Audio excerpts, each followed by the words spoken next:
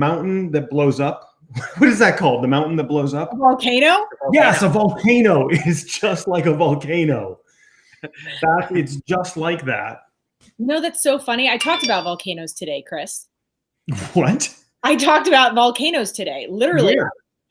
Where on earth did you talk about volcanoes? I was talking about, I was giving a health coaching tip about talking about switching from the sympathetic nervous system, that fight or flight response where you might be running down a mountain, like from lava, running down a volcano. So that's where you worked in volcano into whatever you were doing today.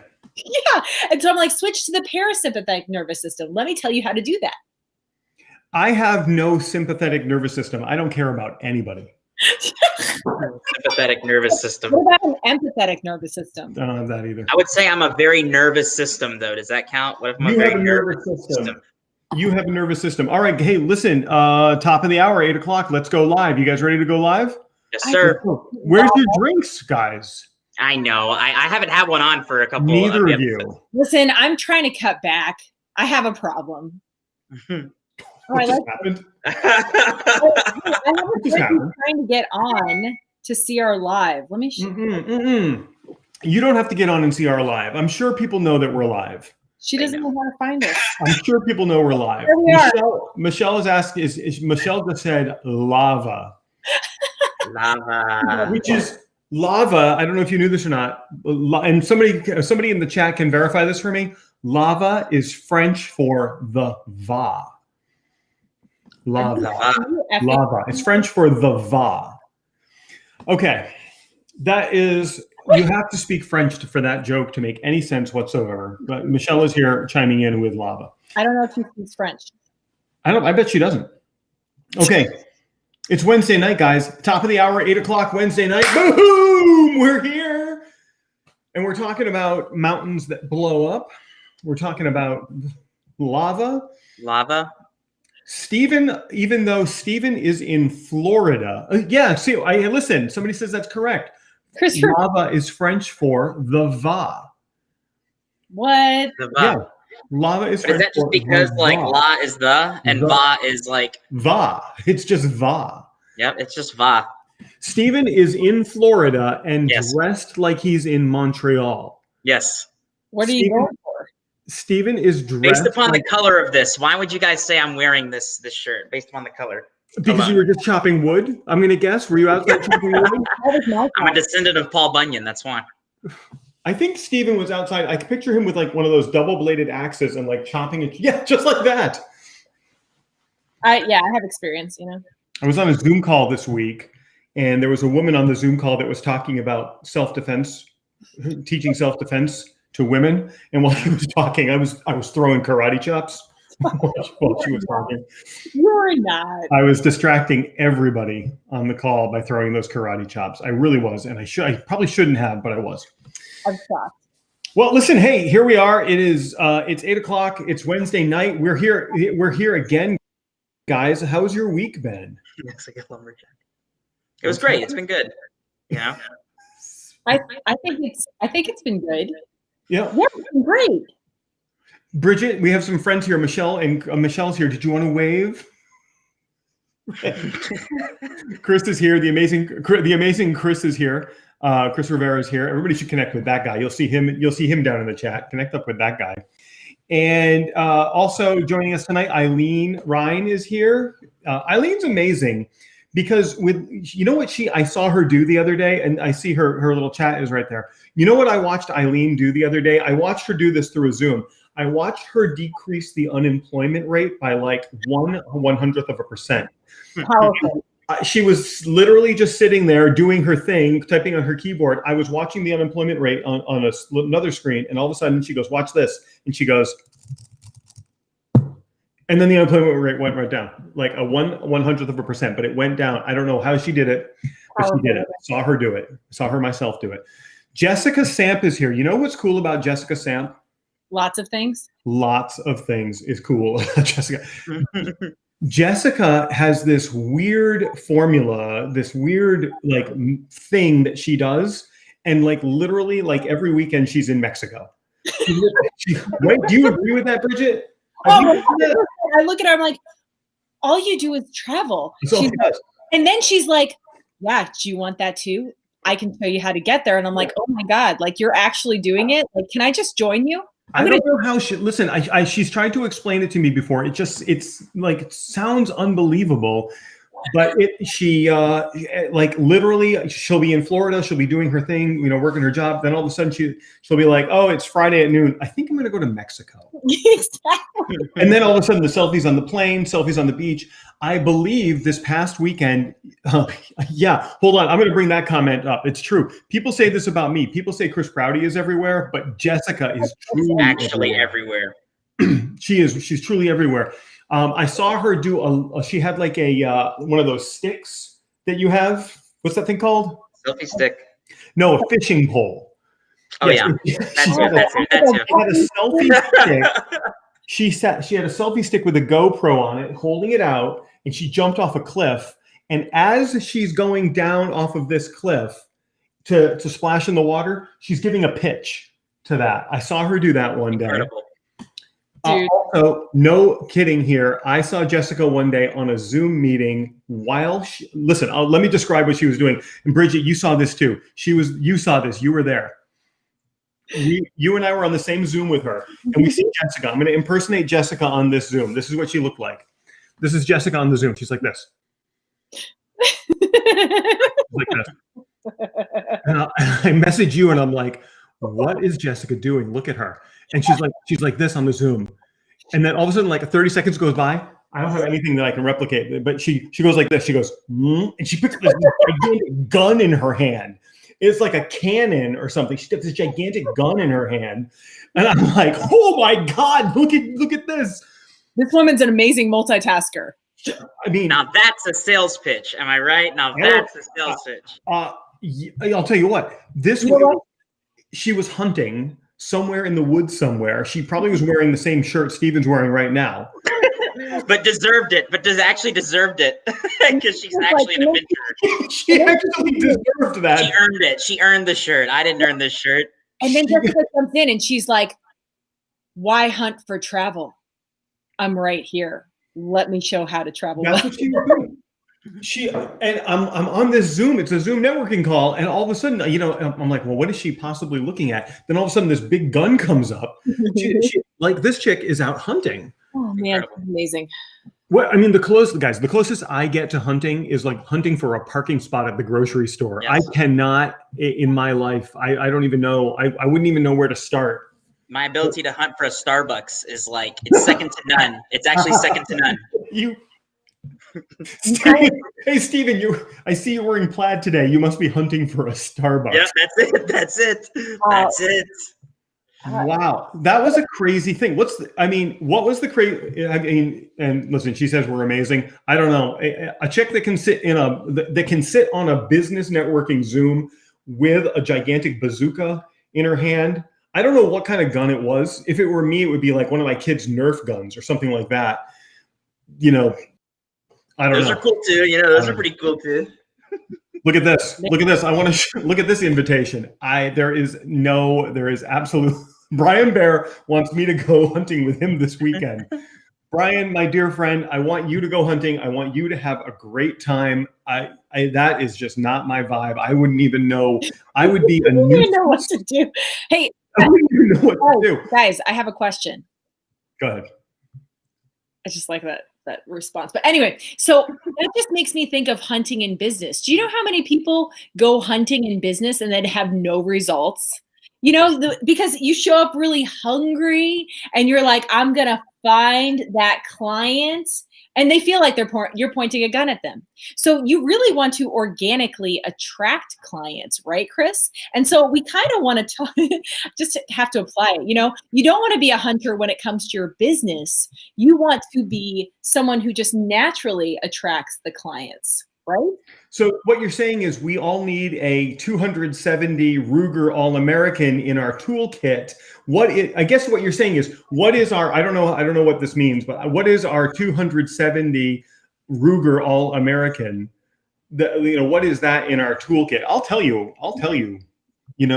there are different techniques that you can use. So Bridget, it sounds to me like you want to talk business. Do I have that right? It sounds to me like you want to bring this back to business. Listen, I'm as subtle as a gun, but you pegged me. Okay. Brian Bear still wants to take me hunting. He says we can talk while hunting. I'd be like this. We'd be up in the tree or something like that. And I'd be like, hey, Brian, how'd you get into the air conditioning business? And he'd be like, shh, I don't even know what, I wouldn't even know what he's, I don't even know what you hunt around here. Brian lives like a mile from me. What do you hunt? Or I would be hunting squirrels or something. I don't know. Bridget,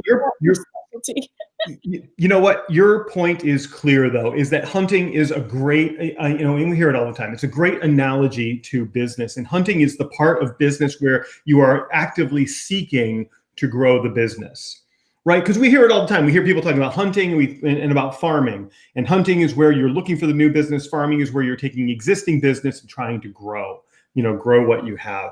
So what is your 270 All-American rifle something bazooka? What is your toolkit for hunting? Mine, I'll tell you. Do you want to hear what mine is? I do.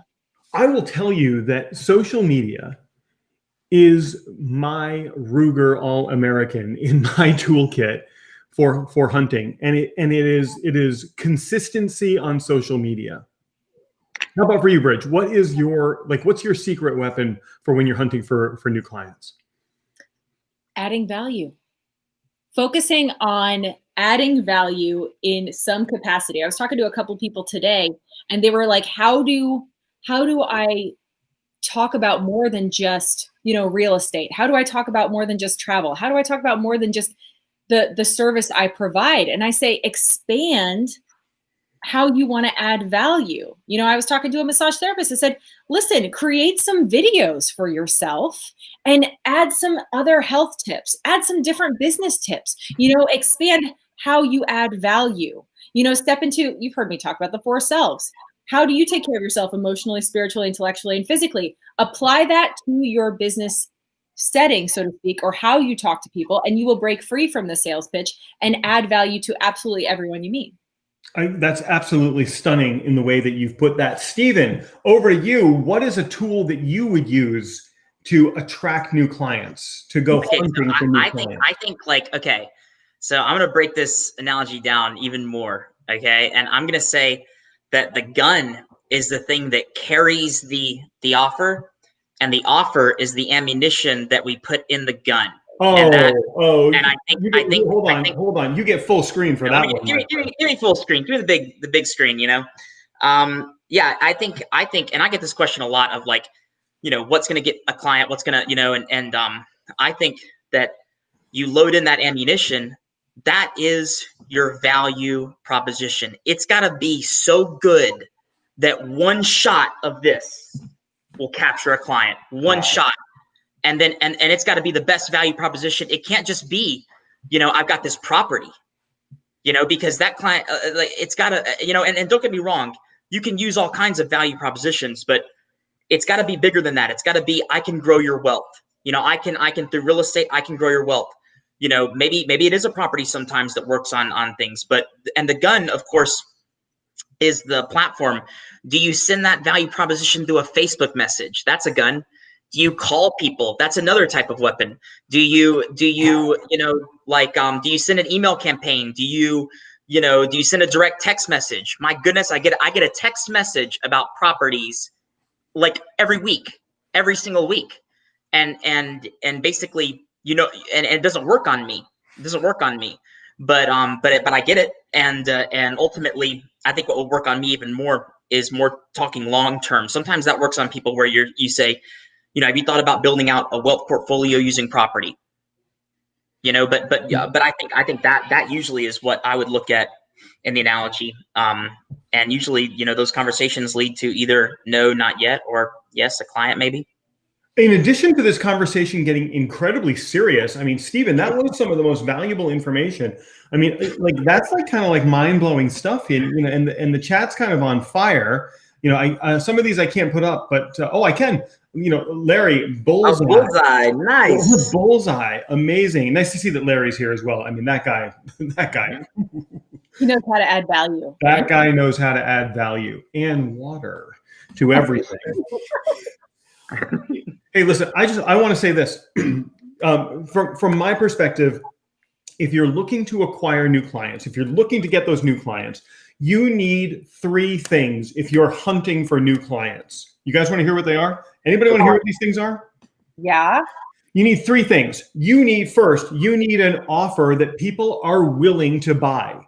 You need an offer that people will exchange money for. Yeah? Yep. You need the ability to be visible in front of an audience that is willing to buy it. So you have to have an offer that they're willing to buy for step 1. And I could believe me, I got stories about people that I've worked with that had offers that nobody wanted. They were convinced people wanted them, but they didn't do the market research and they didn't know. And they went to try to sell these things to market. They spent 6 months developing these ideas. They go to market, no one buys. So you have to do powerful and you have to do very rapid market research to know you have an offer that somebody wants. Then you have to get insane amounts of visibility in front of that audience. So you've got to be everywhere. Like Jessica, like Jet Setting Jessica is everywhere in the world. Like in the blink of an eye, that chick is everywhere. You have to be everywhere. You have to be in front of them on your social channels. You have to be found via search. You have to be everywhere with that offer in front of your targeted audience.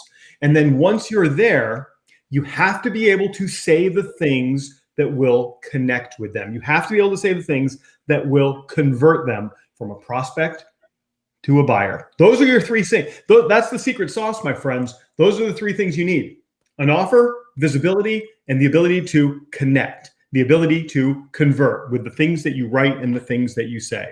And possibly a flannel shirt, because it seems to be for Steve and Stefan. Yes. Maybe a couple flannel shirts. Unbelievable the effect a flannel shirt can have on your sales capabilities. It really is. It's unbelievable. Hey guys, we're halfway through, and I know we're kind of chit-chatting today, but I did want to throw it out to anybody who's out there. If you have a question, that's kind of why we're here. I mean, we're here to talk about. We're kind of here to talk about marketing stuff and how to grow businesses. That's what, we all specialize in our own way in helping people grow their businesses. But we're also here to answer questions. And if you're out there right now and you've got a question, it is definitely, we're definitely here for you. You can ask one. I actually had while we were talking, I had a question come into my personal chat. And somebody asked me what they can do to, ready for this? I'm not going to read the name on this one because I know they're out there, because I'm going to call you out on this question. So the question that they asked, and they asked this to me privately, what can I do to trick the Facebook algorithm to get my content to show more? Because I was just talking about visibility. Somebody just messaged me, what can I do to trick the algorithm, the Facebook algorithm? Okay, so I'm going to call you out and I'm going to say, do you guys have any idea what I'm about to say here? I don't think you can. You can't trick the algorithm. I'm backing up because what I have to say is so big, I need the space for it. You should not be, should not be thinking about the algorithm. You should not, I don't care who you are, you should never be thinking about the Facebook algorithm. You shouldn't be thinking about any algorithms. Let me tell you why. The algorithms are incredibly complex. There are hundreds of scientists that create these things, and they change every single day. So if you're out there thinking, okay, I've got to focus on the algorithm. I got to figure out the algorithm. I got to figure out this Facebook algorithm. What are the things I need? Hold on. Let's take a breath. I can tell you everything you need to know about the algorithm with the very short statement that Facebook and Instagram have come out and said. Facebook and Instagram have both said, and LinkedIn to a lesser extent, because LinkedIn doesn't really talk about anything. Facebook and Instagram want to show you, everybody listen up. This is where you got to kind of lean in and kind of listen up to this. Anybody who's watching needs to know this, even in the replay. Facebook and Instagram want to show you the content that you care about the most. Meaningful. That is all you need to know about the algorithm. These platforms want to show you the content you care about the most. Now, let's take that and apply that to your clients, your prospects who are out there and you're trying to market to through social media. Facebook, Instagram, LinkedIn, YouTube, all of these things. They want to show your clients the content they care about the most. So let's take one step back. If you can make your content so compelling that your prospects identify it as stuff that they care about, they're going to see it more and more often. So your job to, if you're really looking to crack the algorithm, to trick the algorithm, which by the way, you're not going to be able to do, so forget about it. Don't ever ask me that question again. You out there, if you truly want to market to people and leverage the algorithms of these social platforms, you have to do what they want you to do, which is create content that your followers want to see. You want a tip? Everybody doing okay? Everybody hanging with me on this one? Chris, I'm so glad you answered my question. What was your question? That one. So you've got to create the content that your prospects want to see, because Facebook wants to show you and your prospects the content that they care about most. So if you can demonstrate that your prospects care about your content the most, you're going to get that visibility. And that's step 2. You've got your offer that everybody cares about. Step 2, visibility. Crack the code by talking about, well, not by talking about, but by producing the content that your prospects want to see. If you fail to produce the content that your prospects want to see, less than 1% of the people who follow you are going to see your content. Oh, that question just got me fired up. Seriously.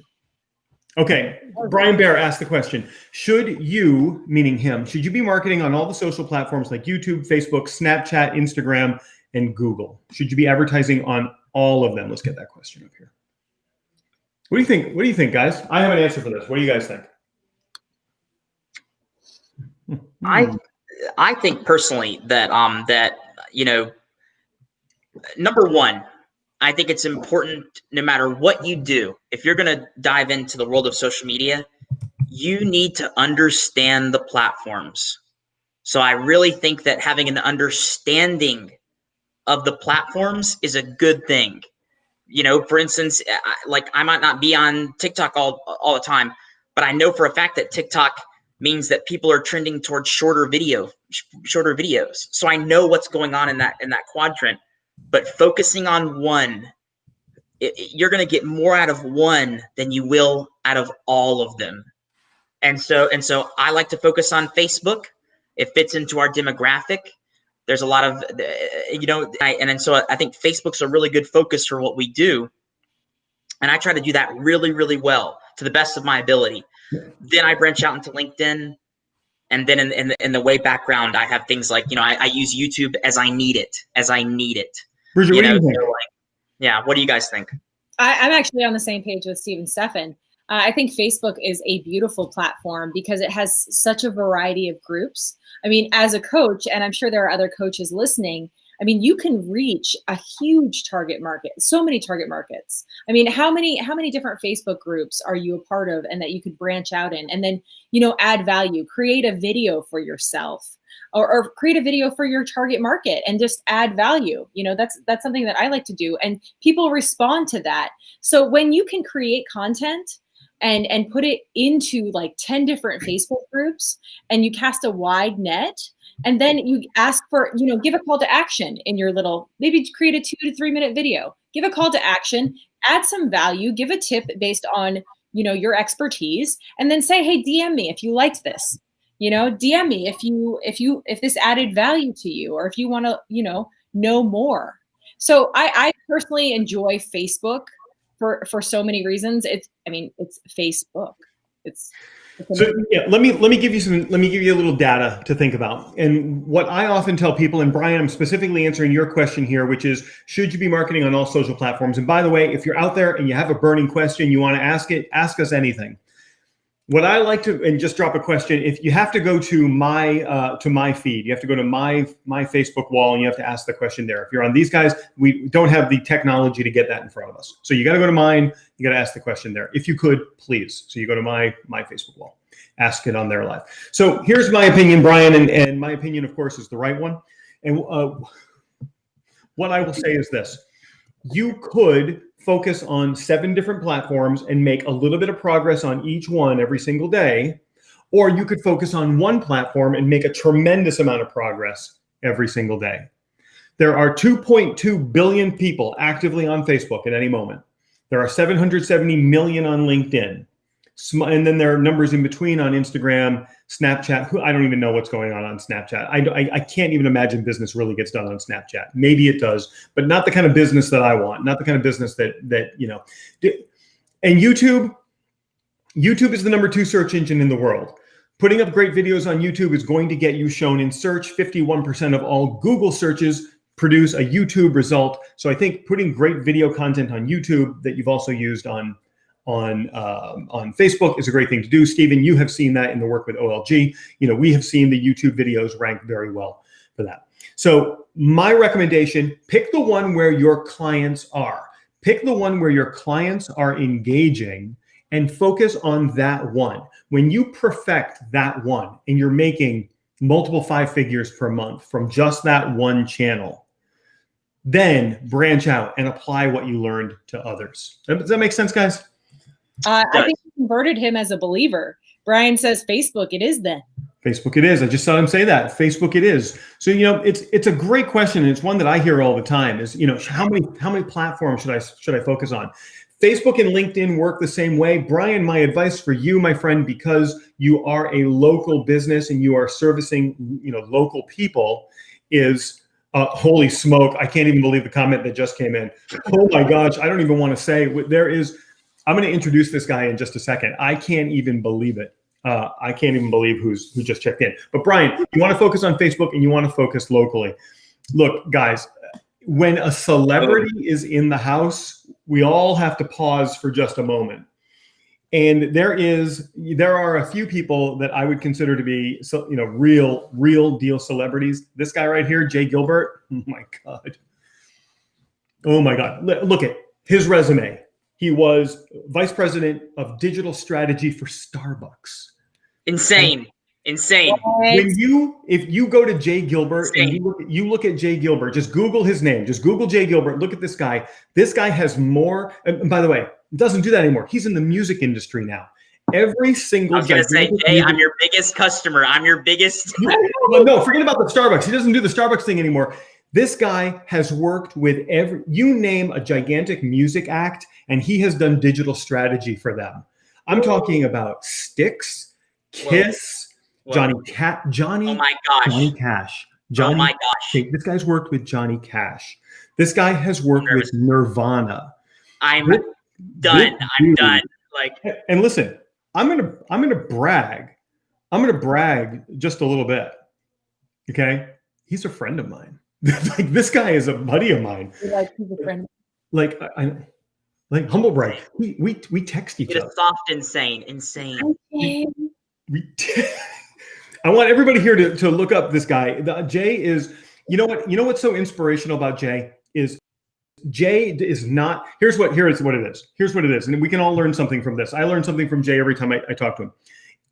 Jay has done 2 things in his world that have made a huge impact on how he performs. Number one, his inspiration was his grandfather. Mm-hmm. It's the absolute most endearing story, but his grandfather gave him so much life and business advice that he just took to heart, and he turned it into this amazing, like, maelstrom of a business. That's the first thing that's incredible about Jay. The other thing, and this is what we can all learn, is Jay is not afraid to just stop things that aren't working and move towards things that are working. And every time I talk to him, you know, those are kind of the things that we talk about, you know, and I mean, he just said, you know, he said, damn right. And he's right about that. Yes. And listen, and then he says honored, but I'm actually honored that he participated here with us tonight. Absolutely unbelievable. Yes. It was a wild show. About a minute left. What? I know. It goes by like that. It goes by so fast. Mm-hmm. So, all right. So let's recap what we covered tonight. First of all, first of all, the Facebook algorithm, okay? Yes. Do not think, you've just got to stop thinking about the Facebook algorithm. You've got to focus on creating content that the humans want, okay? That's item number one. Bridget, what was item number two? I'm thinking about guns and lava right now. What we were really talking about is choose one platform. Choose one platform so you can really hone in and reach your target audience. Don't diversify platforms. Find where your audience is and just make moves on that one. Steven, what do you think? Get your gun ready, load your value proposition in, find your target audience, and send them a direct message. Have a conversation with them, test out your value proposition. Guys, make sure you're hunting with the right ammunition. And I only say that as a metaphor in case the Facebook algorithms think I'm actually talking about hunting. Brian says we should make the show an hour long, but if we made it an hour long, we wouldn't have anything to talk about next week. It's the second half an hour that we're going to talk about next week. Larry, we do supersized shows for the holidays. That's what we do. Larry comes in and says we vote to go an hour. So I think 2 weeks from today we'll do another hour show. That'll be our last. That will be our last show of 2020. So we'll do that champagne now, and will we be back here on Christmas Eve next week? Shall we hang out, guys? Why not? You guys know the answer from me. You already know the answer from me. You know, I'm just gonna say this. You know, that next week and the week after, these are really the times where we should be focusing on growth, because everybody else, like I said last week, everybody else is out Christmas shopping. They're all planning their parties, their holidays. This is the time to really press down on the gas. Steven, any final words? Final words, guys. Make meaningful relationships during the holidays. This, like you said it right. Now's the time, because people's minds are open, their hearts are open.